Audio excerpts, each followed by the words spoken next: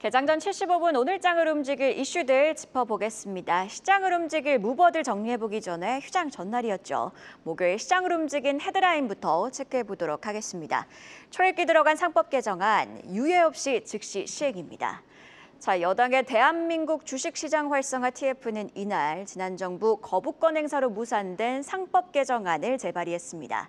핵심 조항은요, 이사가 회사를 위해 충실히 의무를 수행해야 한다는 조항을 회사 및 주주로 수정하는 건데요. 여기에 대형 상상사 감사위원 선출에 적용되는 3% 룰을 강화하고 대기업 집중 투표제 도입뿐만 아니라 공표 즉시 시행하는 식으로 시행 시기를 앞당기는 등 더 강한 내용이 포함됐습니다. 여당은요, 10일 본회의에서 처리를 추진한다는 방침을 어제 밝히기도 했죠. 자, 이런 가운데 지난주 목요일 삼성 계열 기업들의 주가가 강했습니다. 삼성전자는 반도체주 강세 속에서 동반 강세를 보이는 모습이었고요.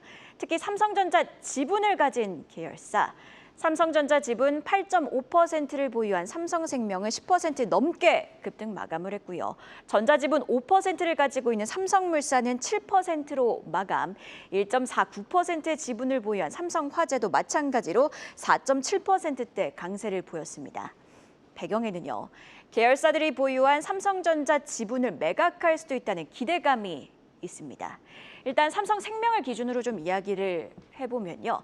상법 개정 추진으로 주주 충실 의무에 따라 주주들이 전자지분 매각을 요구하게 되면 회사는 이를 적극 검토해야 하게 됩니다. 자, 그리고요, 정부가 코리아 디스카운트 해소에 나서며 삼성생명법, 그러니까 보험사들의 계열사 지분 평가 방식을 원가가 아닌 시가로 바꾸는 보험업법 개정안이 재추진되면 삼성생명은요, 약 3%의 초과 지분 20조 원 규모의 삼성전자 지분을 매각해야 합니다. 이런 흐름 속에서 전반적인 지배구조 개편에 대한 기대감이 형성됐고 물산과 같이 다른 계열사들도 강했던 건데요.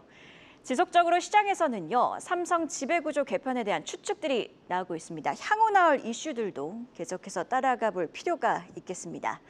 자, 오늘 시장을 움직일 마켓 무버들을 정리해보면 일단 우리가 쉬는 동안 여러 뉴스들이 나왔죠.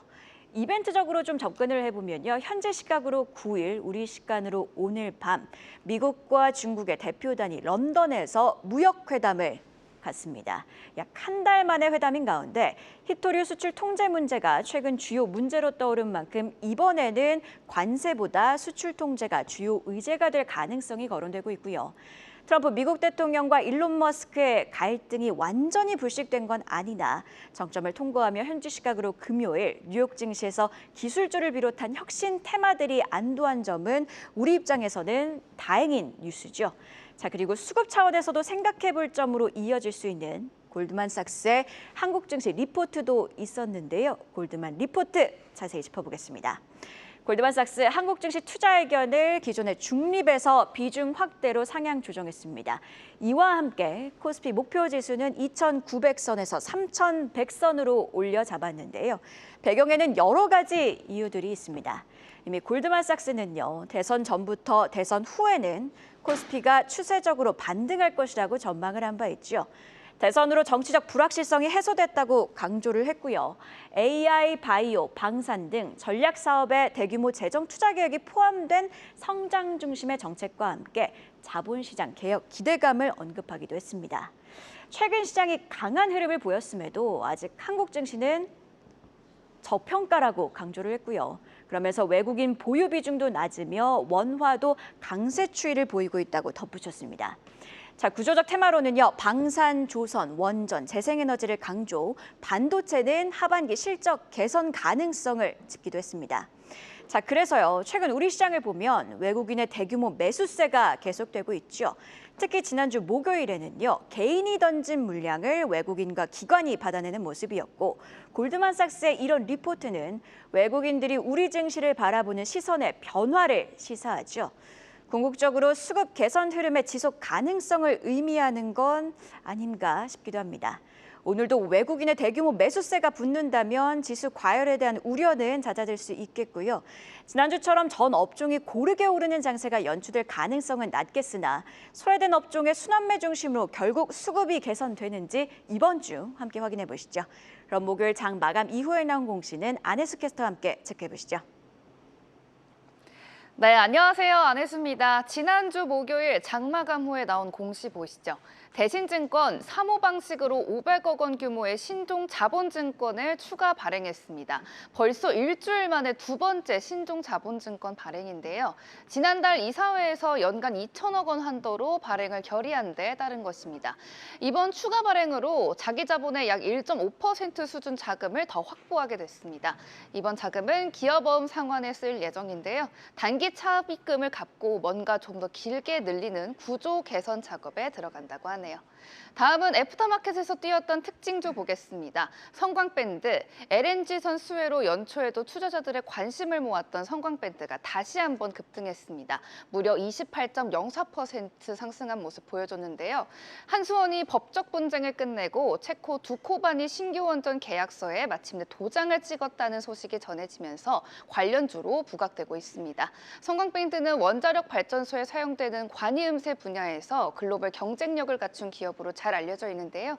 특히 국내 원전인 고리 1호기부터 신한울 1호기는 물론 이집트와 폴란드 등 해외 원전 사업에도 참여한 바 있습니다.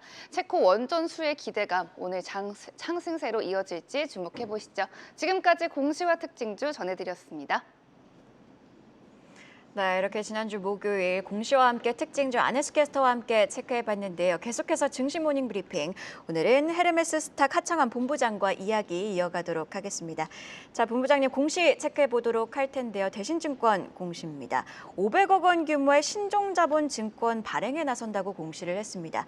연이은 발행을 통해서 몸집 키우기에 나서고 있는 것 아닌가 싶은데 그 의미는 무엇일까요?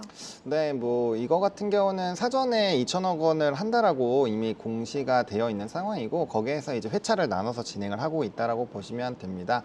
뭐 결론적으로 말씀드리면 의미는 이제 덩치를 키우는 방향이 맞죠. 특히나 이제 향후 초대형 IB 변신을 위해서 좀 노력을 하고 있는 상황이기 때문에 해당 움직임들이 좀 강하게 작용되지 않을까라고 보여지고 있고요. 그다음에 일단은 요 이제 자금 조달한 부분은 기업 어음을 상환하는 데 활용이 될 것으로 이미 이제 그 자금에 대한 활용도가 나와 있는 상황입니다. 그래서 향후에 덩치가 좀 커지는 부분으로 좀 기대감이 높아질 수 있을 것 같고 증권주들이 사실은 이제 향후에 이 지금 대세 종목으로 올라오고 있고 주가가 굉장히 좀 크게 올라오고 있기 때문에 향후에 이런 사업군들 특히나 이제 해외 커버리지가 좀 뛰어난 기업들은 이미 4개로 국한이 되어 있고 그럼 이제 나머지 증권주들도 뭐 주주 환원 정책이라든지 추가적인 어떠한 이슈를 보여주려면 그 기업의 성장이 좀 나와줘야 되거든요. 근데 이런 기업 그 어음에 대한 이런 자금 조달 등을 통해서 이런 덩치가 좀 커지고 있는 것은 일단 좀 긍정적으로 볼 수 있는 상황이고요. 이게 이자가 좀 있긴 합니다. 만기가 30년이고 금리가 5.7%인 건 좀 참고를 해주셔야 될 것 같고요.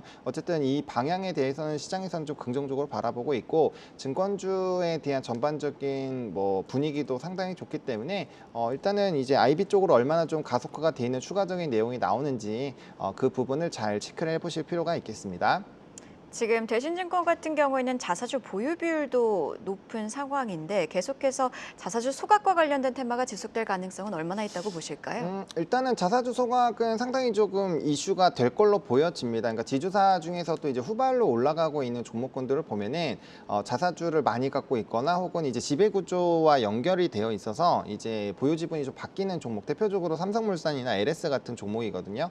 그래서 자사주를 많이 갖고 있으면 소각으로 갈 확률이 상당히 높고 그다음에 이게 또 이제 그 정부의 상법 개정이라는 이런 흐름으로 자사주 처분에 대한 소각에 대한 이슈들이 좀 나올 것이기 때문에 일단 많이 갖고 있으면은 이제 주목을 받을 확률이 높다라는 거죠. 그래서 이것도 긍정적으로 볼 수 있을 것 같고요. 결국 환원을 할 때 제일 좋은 거는 매입 이후에 소각까지 넘어가야 되는 거기 때문에 뭐 단순히 배당을 주는 것뿐만 아니라 이제 이 소각 부분들이 상당히 좀 이슈가 될 것 같고요. 만약에 배당에 대한 분리과세가 진행이 된다라고 한다면 배당 쪽이 조금 더 치중이 될 수 있겠지만 그 부분이 이어지지 않는다라고 한다면 아마 이제 소각과 관련되어 있는 이런 이슈가 있는 지주사들 그리고 증권주들 뭐 금융주들 뭐 이런 부분들 안에서 이 비중이 높은 기업들을 좀 선별을 해보시면 좋지 않을까라고 정리드리겠습니다.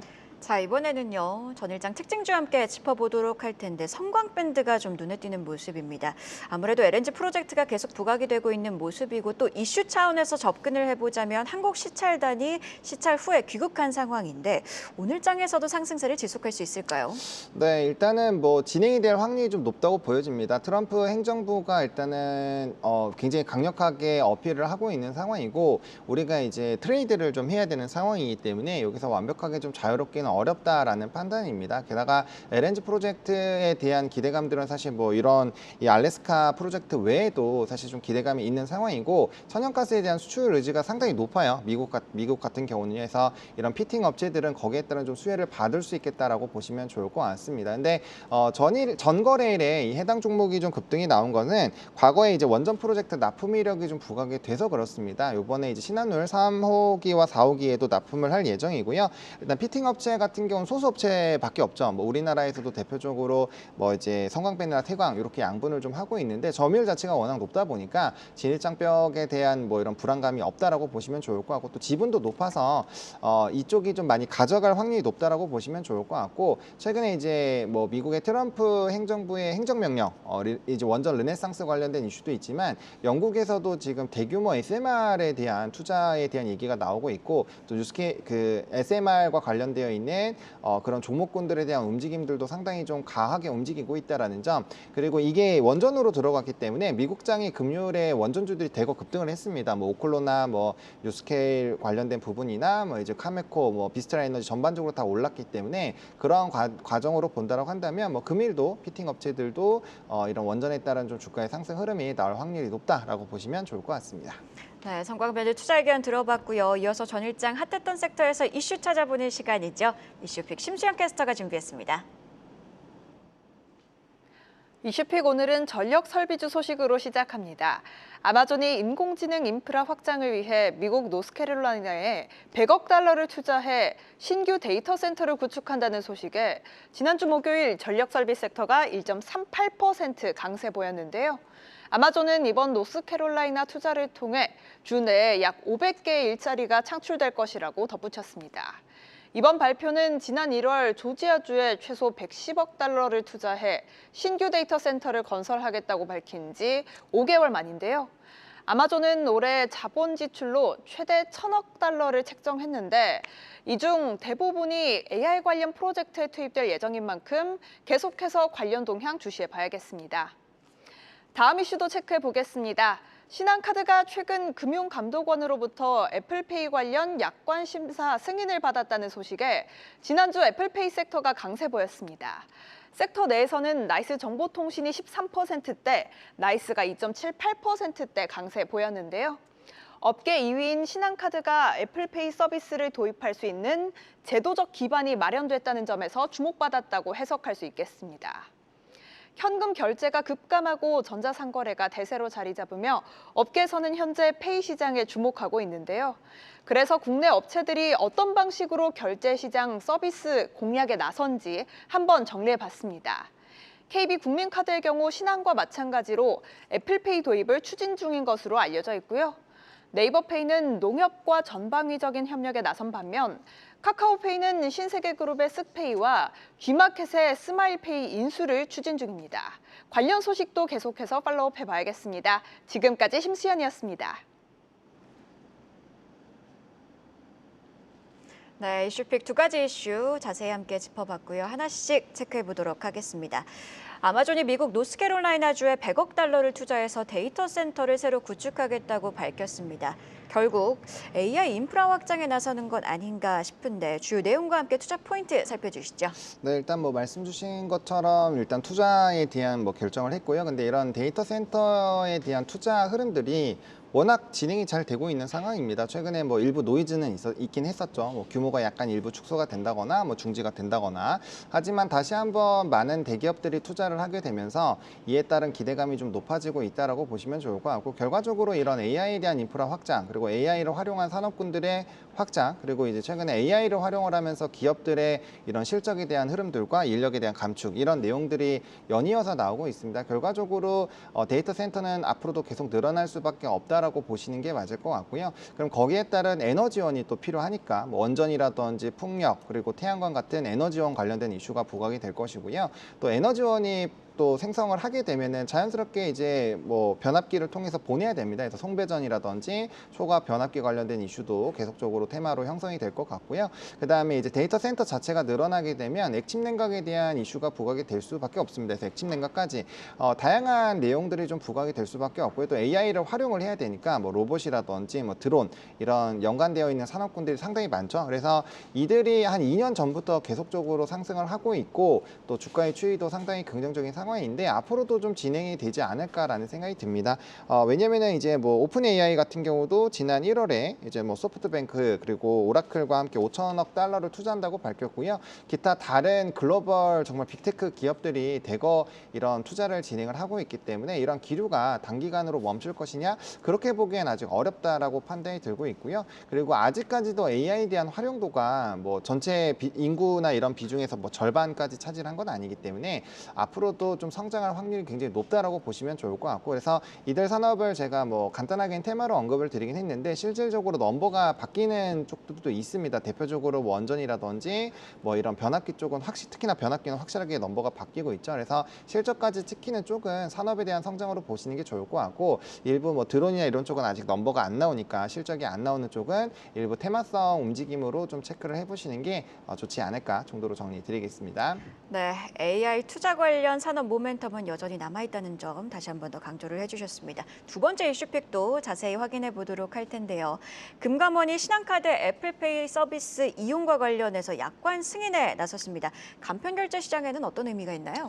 일단은 뭐 이제 간편 결제에 대한 흐름이 계속적으로 확장이 된다라고 보시면 좋을 것 같습니다. 근데 뭐 아시다시피 이렇게 진입하는 기업들이 상당히 많게 되면은 부담감이 커질 수밖에 없어요. 왜냐면은 수수료 경쟁을 할 수밖에 없는 상황이 되고 그럼 기존에 받았었던 그런 혜택들이 좀 없어질 수 있거든요. 사실상 우리가 뭐 페이로 결제를 하게 되면 뭐 추가적인 적립금을 받는다거나 할인을 받는 사례가 지금 상당히 많은데 앞으로 이러한 흐름들이 좀 진행이 된다라고 한다면 이제 경쟁이 좀 가속화가 되다 보니까 이제 수수료 부담에 따라서 혜택이 줄어들 수 있다라고 보시면 됩니다. 기업들은 지금 상당히 많이 접근을 하고 있죠. 뭐 신한이나 뭐 KB국민카드 같은 경우도 애플페이 좀 진입을 하고 있고 뭐 카카오페이나 네이버페이 같은 경우는 뭐 쓱을 인수를 한다거나 혹은 농협과 안면 인증 결제를 강화를 한다거나 이런 움직임이 나타나고 있고요. 뭐 토스 같은 경우도 앱 결제, 앱스토어 같은 경우 간편 결제를 좀 지원하려고 하고 있고요. 그래서 이게 확장이 되고 있기는 한데 이게 소비자한테 과연 어느 정도로 도움이 될까라는 부분에 좀 물음표가 있고요.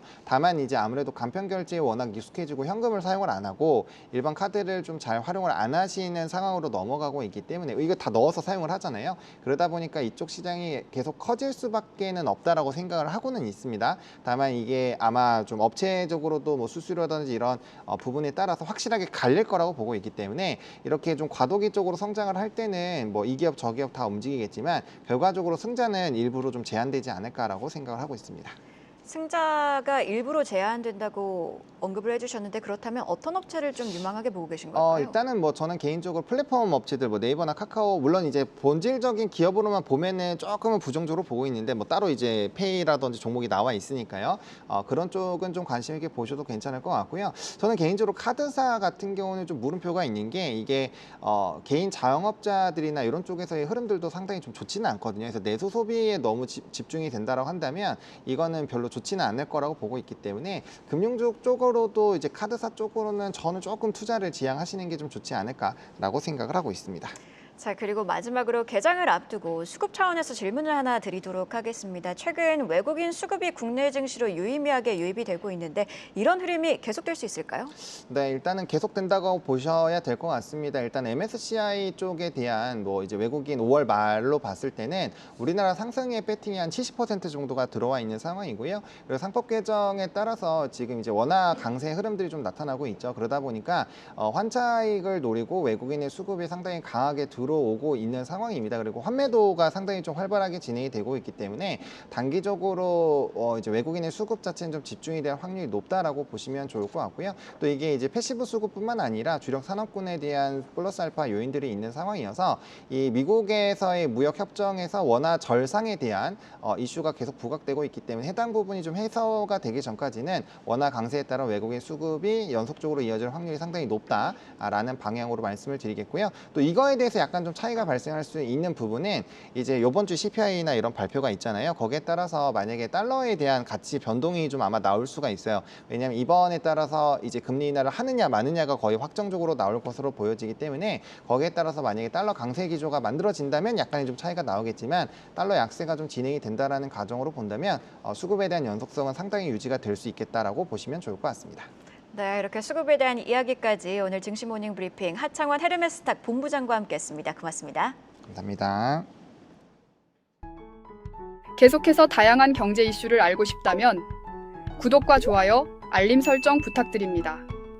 AI 캐스터 권미정이었습니다.